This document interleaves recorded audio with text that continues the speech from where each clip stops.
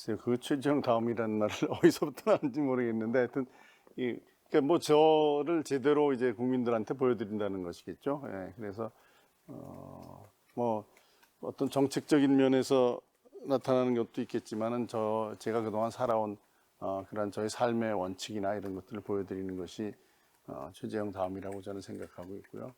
정직하게 우리가 정치를 하겠다, 소신 있는 정치를 하겠다, 그리고 어떤 사안에서 좌고우면하지 않고 결단력 있는 정치를 하겠다, 이런 점들이라고 말씀드릴 수 있겠습니다. 뭐 제가 이제 어떤 공약을 통해서 보여드릴 수도 있고요.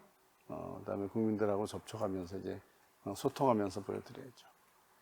제가 그 처음에 발표했던 이제 규제개혁 문제, 그다음에 뭐 노동개혁, 뭐 교육개혁 이런 것들을 발표했었고요. 그다음에 부동산 대책이나 이런 것들은 뭐 모든 분들이 다 하시는 거니까 그렇습니다. 규제개혁이라는 게 결국은 그게 일자리 문제, 그다음에 또 규제개혁 속에는 또 부동산에 관한 여러 가지 규제에 대한 개혁도 포함되어 있어서 그 안에 부동산이나 일자리에 관한 여러 가지 그 불합리한 규제들을 개선을 해서 또는 규제를 뭐 잘못된 규제는 뭐 철폐하거나 또는 개선해서 일자리 문제나 부동산 문제를 해결할 수 있다는 점에서 규제개혁을 말씀드릴 수 있겠습니다.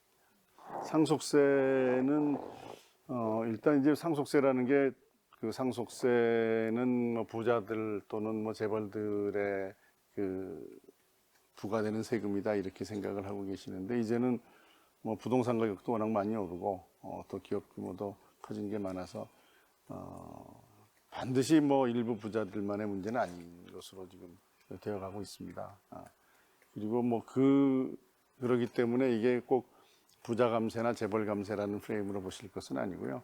제가 상속세 폐지를 말씀드린 거는 기본적으로 우리가 사유재산권에 대한 과도한 침해가 있어서는 안 되겠다라는 점하고, 그다음에 특히 이제 가업 승계 관련해서는 현재의 상속세 체제로서는 가업을 승계할 수가 없는 상황들이 많이 생기죠.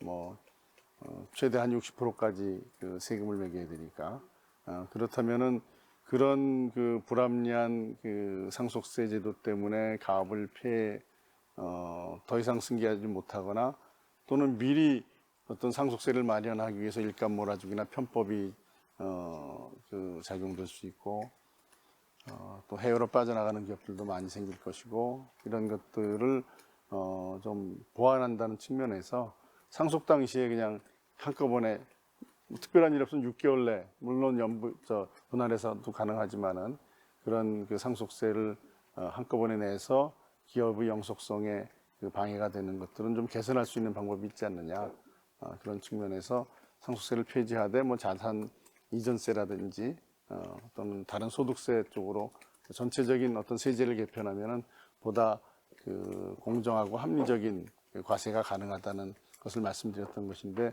지금 기자님 말씀하신 것처럼 상속세 폐지가 앞에 딱 나오니까 이거는 뭐 저들 부자들한테 세금 안 걷겠다는 얘기냐 하는 오해가 좀 있었던 것 같습니다. 낙태는 이제 이미 헌재 판결이 나서 이제 그 태아의 생명권하고 그다음에 그 여성의 자기결정권 사이에 어느 정도 선에서 우리가 낙태죄를 규정할 것이냐의 문제만 남아 있는 겁니다. 그런데 제가 그때 그 참가했던 캠페인 자체의 성격이 뭐 모든 형태의 낙태를 다 반대한다는 그런 모임은 사실 아니었는데 그게 뭐 하여튼 어떻게 뭐 모든 낙태를 제가 반대한다는 것처럼 누군가 같은 그렇게 말씀을 하신 것 같아요. 근데 이미 뭐 우리나라 실정법에 그 모자보건법이나 이런데 그 낙태가 예외적으로 허용되는 거는 이미 우리 실정법에도 많이 들어와 있는 것이죠. 그래서 제가 그런 실정법까지 무시하는 뭐 뜻으로 그 캠페인에 참여했던 것은 아닙니다. 다만 국가의 가장 기본적인 책무는 국민의 생명을 지키는 것인데 그 가운데는 태아의 생명권도 포함된다고 우리가 좀 봐야 되지 않느냐. 그리고 태아의 생명권과 여성의 자기결정권 사이에서 낙태죄를 언젠가 규정할 때 우리가 태아의 생명권을 보다 좀 존중하는 측면에서 접근해야 된다는 것하고, 더 중요한 거는 아이를 이제 가졌을 때 그 아이를 끝까지 이제 그 출산을 해서 그 아이를 뭐 가능하면은 그 낳은 엄마가 잘 키울 수 있도록 국가가 전폭적인 지원을 해줘야 되고, 그렇지 않을 경우에는 또 그 아이가 다른 방법으로 특히 뭐 입양이나 이런 그것을 통해서 정말 행복한 삶을 살 수 있도록 우리가 국가가 제도적인 뒷받침을 해줘야 된다는 것이 뭐 저희 뜻이었는데, 그게 조금 뭐 잘못 전파된 것 같습니다.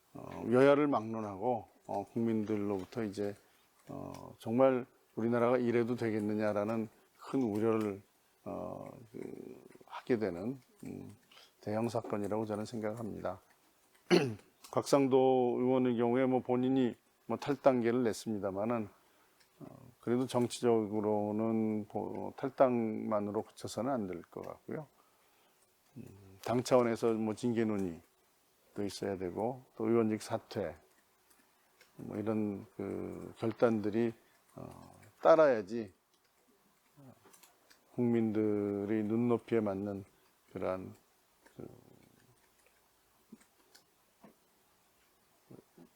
눈높이에 맞는 그 결정이라고 봅니다. 그래서 제가 내려왔죠.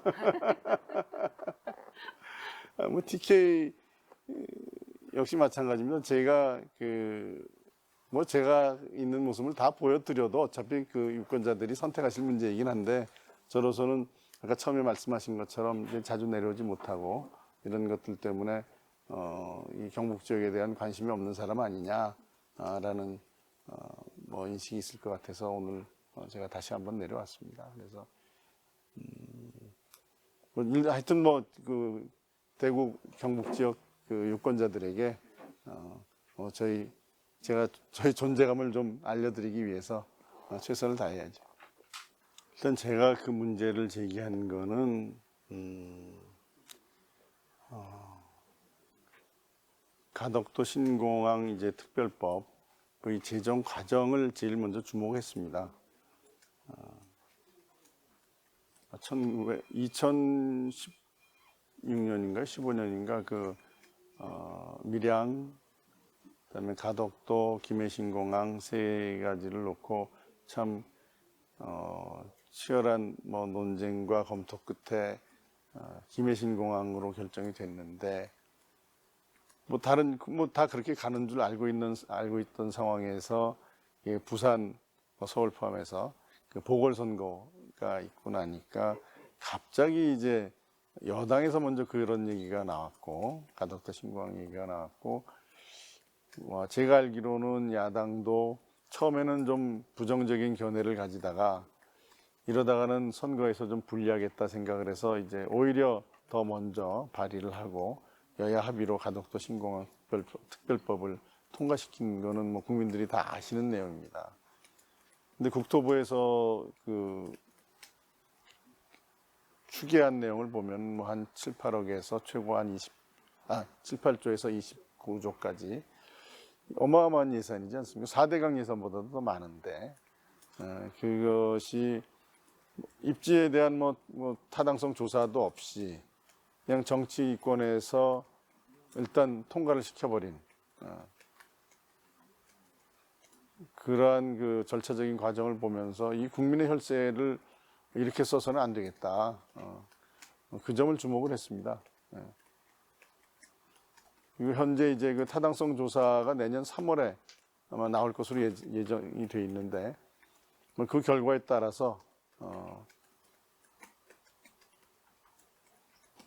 그 결과를 일단 보고 새로운 그 변화, 그동안에 이제 김해신공항으로 결정했을 때의 상황에서 혹시 변화된 내용이 있는지, 뭐 상황이 변화가 있다는 그런 것도 반영해서 국민적인 합의를 거쳐서 최종 결정을 해야 된다. 그 저는 보고 있죠. 그리고 그 가덕도 신공항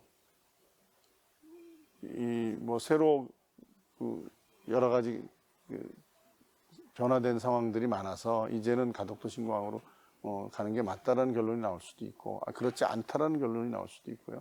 이제 가덕도 신공항으로 가는 게 타당치 않다.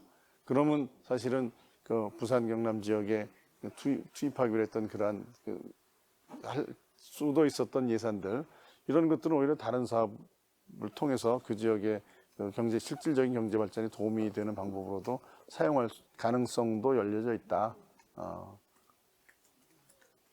그렇게 보고 있습니다. 네.